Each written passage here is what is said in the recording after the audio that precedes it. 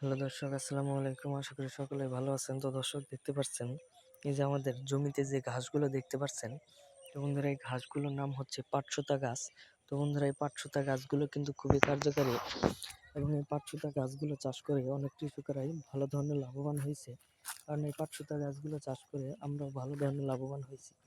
কারণ হয়তো যারা গ্রাম অঞ্চলে বাস করেন তারা হয়তো সকলে কিন্তু আপনাদের গ্রামের বাড়িতে কিন্তু কিছু না কিছু গরু লালন পালন করে থাকেন। তো বন্ধুরা সেই গরু কিন্তু আপনারা অবশ্যই গরুকে ঘাস খাওয়াইয়ে থাকেন। তো বন্ধুরা ঘাসের বদলে যদি আপনারা এই পাটসুতা গাছগুলো যদি খাওয়াতে পারেন তাহলে বন্ধুরা এটা খুবই কার্যকারী। তো বন্ধুরা এই পাটসুতা গাছগুলো আপনাদের প্রচুর পরিমাণের ভিটামিন হয়ে থাকে এবং এই গাছগুলো খাওয়ালে আপনাদের প্রচুর পরিমাণে ভিটামিন হবে। এবং এই পাটসুতা গাছগুলো আপনারা চাষ করতে খুবই সহজ এবং একটি জমি সুন্দর করে এই যে দেখতে পাচ্ছেন হাল চাষ করে নিয়েছে। তারপরে সেইখানে আপনাদের এই পাটসুতা গাছের বীজগুলো আপনারা ছিটিয়ে রোপণ করে দিয়েছে। এতে আপনাদের গাছগুলো কিন্তু খুবই বড় বড় হয়ে গেছে, দেখতেই পাচ্ছেন।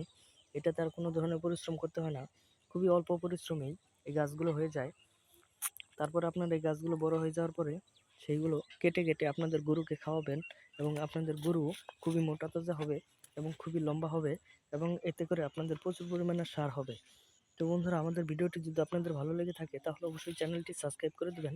ধন্যবাদ সকলকে, সকলে ভালো থাকবেন। আসসালামু আলাইকুম।